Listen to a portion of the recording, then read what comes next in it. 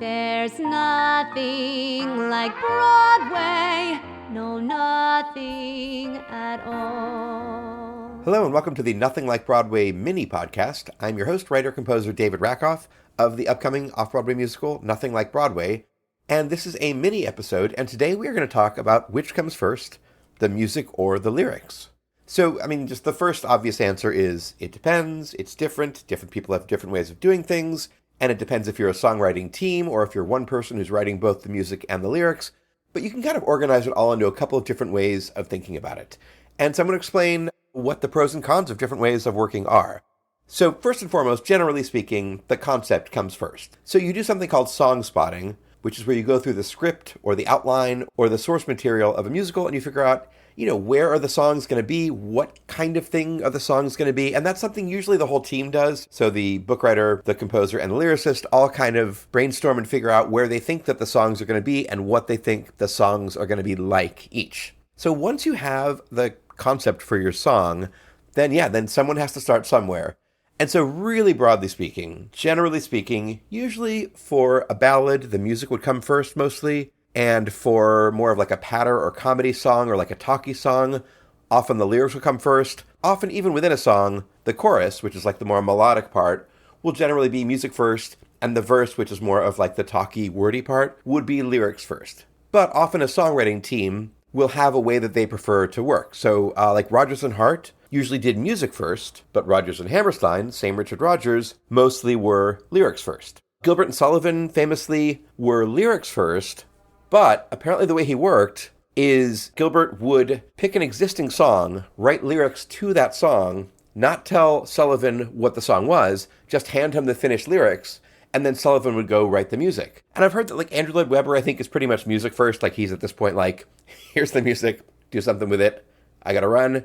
Elton John apparently now with theater stuff is like that too. He's like, here's 10 songs, there you go, figure it out. Which is interesting because Elton John, a lot of times when he was working as a pop composer earlier in his life, Bernie Taupin would write the lyrics first, and then Elton John would musicalize that, which is really impressive. When you hear some of Elton John's earlier music, you're like, wow, that's amazing. Like Tiny Dancer, the lyrics are first. That's amazing. But most songwriting teams and also solo composer lyricists, it's a combination of both things. And often what will happen is both people will kind of noodle around, and then somebody will be like, oh, how about this? Either it's like a lyric that you like, or a composer will have like an interesting musical idea.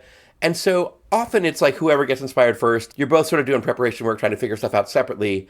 And then one of them will be like, hey, I got an idea, how about this? And then if both people like it, then you proceed. If it was a musical idea that got you started, start with music first. If it's a lyric idea, lyrics first. Sometimes, when you're in a collaborative partnership, each person is fighting over like who gets to go first. And sometimes it's like you're fighting over who has to go first.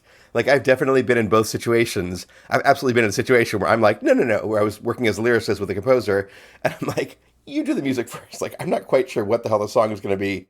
You go first. And the composer's like, why don't you try the lyrics first? Sooner or later, something clicks and then you go from there. So either way, the process then is generally that you get one verse and one chorus that you both agree on. So if it was a music first situation, you would never have the composer write the whole song and come back with a 4-minute song and say, put lyrics to this. The composer would write one verse and then the lyricist would put lyrics to that. And then, once everybody agrees on it, then both sides would go off and proceed to write the rest of the song. And same thing with the chorus. And same thing if it was lyrics first. The lyricist would write one verse. The composer would go off, try to set that, see how things worked, compare notes, see what they like, see what they don't like. And then you have to agree on it because otherwise you can do a ton of work and then the things don't fit together or both people don't agree on it. So you would never write a whole song either way, generally speaking, until you have agreed on a verse and a chorus. So once you've agreed upon the basics and then it starts to get fleshed out and you're fleshing your part out and the other person's fleshing their part out, when you put them together, it's really exciting. In the same breath, though, let me mention that this is now where the negotiations come in. So what can happen is even once you've agreed upon the first verse, then you guys go off to your separate corners to write your music and your lyrics. Sometimes the lyricist will figure out that oh God, I need a couple more syllables here. And if you're a stickler for classic craftsmanship, as I am, every verse should have the exact same number of syllables and stresses, and everything should be the same for each verse. That's part of musical theater writing, I think. Then you have to go to the composer and be like, hey, please, could you give me a couple of extra syllables? Or the composer can be like, hey, I just realized this whole thing, I know we agreed on it, but there's one too many lines here. Musically, it's unnecessary. Can we cut one line from each verse? And the lyricist is like, but I've already written 4 verses. And so you negotiate. Like, you figure out, like, okay, maybe I can give you 2 more syllables here, but you can cut this line musically here. You figure out which is the hill you want to die on and which isn't. And that's, the sort of messy part of the process of how songs get written. Also, then it's like, how many verses are there going to be? Is there going to be a bridge? Does the composer have some interesting idea for like big high notes at the climax of the song? But then as the lyricist, you're like, what are the words going to be? What are words that you can sing on a big note? Not every word or every sentence makes sense on a big belted note. And so that's something that you have to figure out and sort of brainstorm together, because a lot of this stuff isn't existing purely in music land or purely in lyric land. For example, like even the tempo. Like, there are definitely songs where if the composer is thinking that it's a much faster tempo than the lyricist was realizing, all of a sudden, really wordy lyrics might not be understood anymore. And so then the lyricist to be like, wait a minute, this is faster than I thought you were saying it was going to be. I've written lyrics that need to be slower than this. And the composer's like, musically, it needs to be this fast. And so then what do? And, you either slow down the tempo or the lyricist rewrites the lyrics so that they're a little bit easier to understand on the ears. And it's all this kind of problem solving that really is where songwriting mostly happens. So let's talk specifically about why you might choose to go music first or why you might choose to go lyrics first. The reasons that you might want to choose music first is it's a musical, right? So the music is in some ways the most important part, arguably. Musically, there might be themes that you're trying to weave from something else, like it might be a counter melody from a previous song that you think is really important thematically to weave into the song, and the lyricist would have no way of knowing that or, picking that out of thin air. So the composer a lot of times is like, no, musically, I need to go first on this because I've already got some musical ideas that I've been building on in earlier songs, and I need to now have them come to fruition. Another reason that you might want to go music first is just for variation. Like, if the composer is aware that, like, we've had like 3 ballads in a row that have the same time signature, the composer probably is thinking in bigger picture terms of like, okay, so this has to be some other kind of song and with some other kind of time signature. Again, these are things that a lyricist wouldn't really be able to control from the lyric side of things. Even for like rhythmic-y, not patter songs, but like, up-tempo songs, the composer probably has a more sophisticated understanding of rhythm and time signatures and what are all the options that you have. A lot of times, even for an up-tempo song that's very wordy, it might be a good idea to have the composer go first, even if you're the same person, even if you're both a composer and a lyricist. Sometimes with a wordier song, I'll be like, no, wait a minute. I think I want to try out this time signature and some interesting rhythmic things and triplets and that kind of stuff. And the lyricist wouldn't necessarily have any idea that that's going on. And so that's a good reason for the composer to go first. Also in musicals, we talked about this before, is music is kind of the emotion or the delivery, and the lyrics are more like the script. If it's an emotional moment in the show, starting with the music makes sense because you want to kind of lead with your heart. And then another reason is that setting words is very hard for a lot of composers. Like, it's not a skill that some composers, especially if they have like a classical background, they've never had to set words before, and they've never really thought about how things need to scan perfectly with speech, and they don't have a great ear for that, and they don't have a great problem-solving mind for that, or even an understanding of why it's necessarily so important. Like we've talked about in our previous scansion episode, that, bad scansion is not the fault of the lyricist, it's both people, but the lyricist will get blamed for it. And so, with a lot of composers, they just don't have the facility to set lyrics as well as the lyricists have the facility to set lyrics to existing music. And then there's some other things that a composer would have an idea of that a lyricist would have no idea of, like voice parts. Like sopranos can sing really high, but there's a certain part of their voice, once you get up into like the medium high place, you can't understand words anymore. And so if you know that you want this to be like a showcase for a soprano, as a composer, you would probably have a sense of like, I don't know what the words are going to be, but the words got to exist down here. And then when we have the high notes, it's going to be more like long-held notes. And as a lyricist, you wouldn't really, that's not how you're thinking. And another thing is that once you both agreed to the one verse and one chorus, the lyricist is basically going off and writing lyrics to existing music, right? Even if the lyrics were first, the lyricist is then, for the second verse and the third verse and the fourth verse, going to be writing to existing music, or for reprises, the lyricist is, basically writing to existing music. And so lyricists just have a lot more experience writing to music. Even if it started lyrics first, you've still had the experience of having to write the third, fourth, fifth, sixth, and then reprise number 1, reprise number 2 to existing music, whereas composers have much less experience setting lyrics. And now the flip side of that, why would you have lyrics go first? Well, the first thing that comes to mind is comedy songs. Comedy songs are usually lyrics first. Because comedy is about, the humor and jokes, and so you need to know how long is the setup, where the punchline's coming. That's all the kinds of stuff that a lyricist is really the one who is in the driver's seat, usually for a comedy song. And that's one of the reasons when you have a team that either has a really dominating composer or doesn't have a very technical lyricist, like if it's like a poppy folk person, there's often not a lot of comedy songs or no comedy songs, right? Like you kind of need a technical lyricist to do comedy songs well, because comedy songs, generally speaking, come from lyricists. Same thing with a patter song. Often if it's like a really wordy song or a really rhymey song, you probably want to have it be lyrics first, because that is who is in the driver's seat for that kind of song. Another reason to have the lyricist go first is because it's dialogue, right? Like a lyricist might even be the book writer for the show, but even if he's not, he's still closer to the book place than the composer is usually.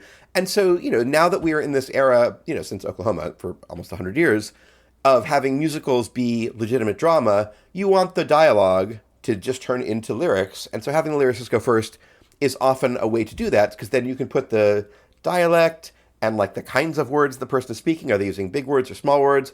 There's just a lot of reasons that having the person who is writing the words that are coming out of the character's mouth go first will let you help it adhere closer to the book and make it seem more like it's an extension of the book and less like, that thing that people hate where all of a sudden people are talking and then they burst into song.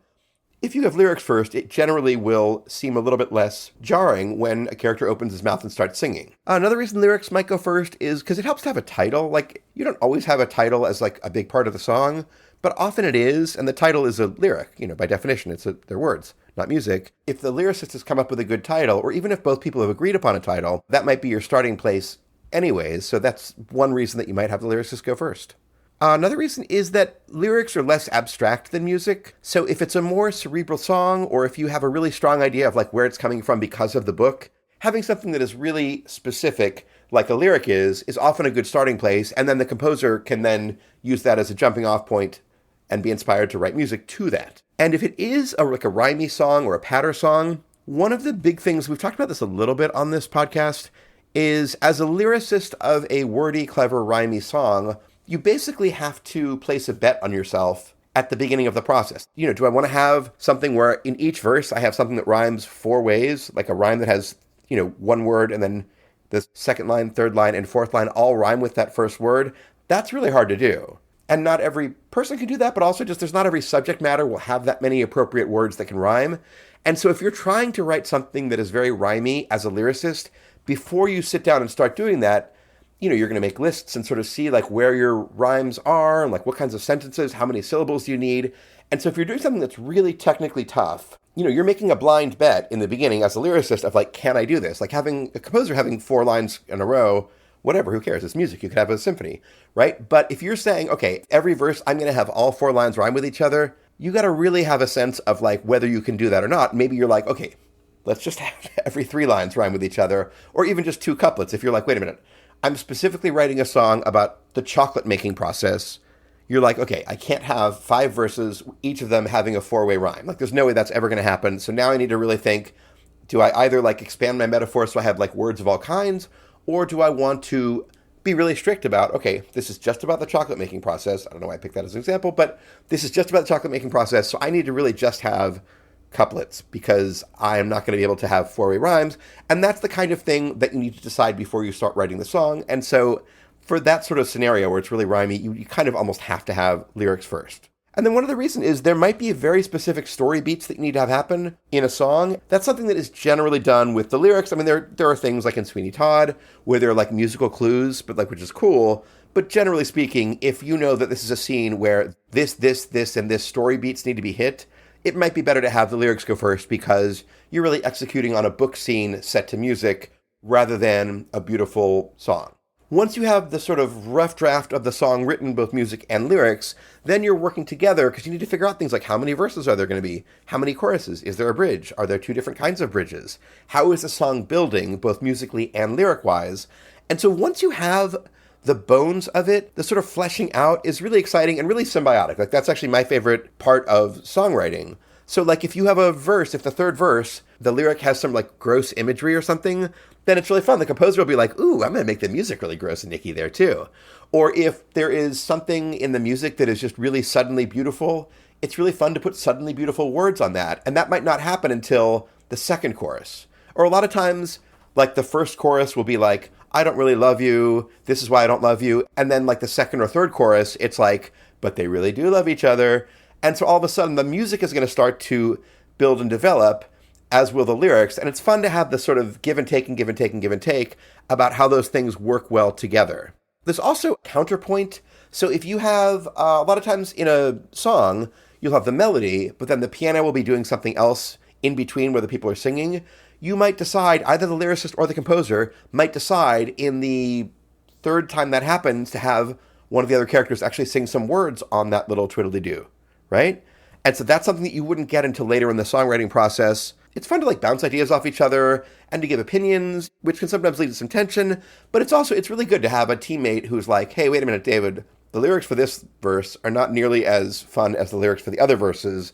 And then, you might take offense for a second, but then be like, I guess you might be right, and go off and rewrite it. And same thing, the lyricist might be like, I feel like the arrangement on this verse is too dark. I feel like this is the happy verse. Can you try to make it a little bit happier? And the composer might be offended, but then goes off and is like, oh, you know what? I got a great idea. All of this applies to solo songwriters like I currently am. There really is like a split personality kind of thing that happens when you're writing both. When I'm sitting down, I have a concept for a song. I know kind of the ballpark of what I want it to be. Somebody's got to go first, either composer David or lyricist David.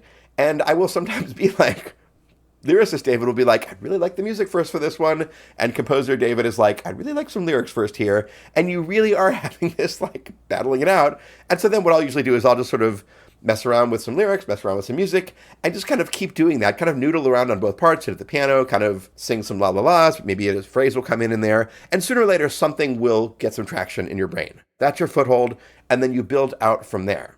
And the goal of all of this work that we're doing as composers and lyricists is to make it seem like both the music and the lyrics are coming out of the character's mouth, as if they're just flowing from their brain, and you can't tell which came first because you're not thinking about them as separate things. They are music and lyrics that are working together. And so if it's done well, a lot of times you won't even remember which came first. Like I'm actually thinking about a couple songs of mine now, and I'm like, I'm not sure for some of those, whether it was music first or lyrics first.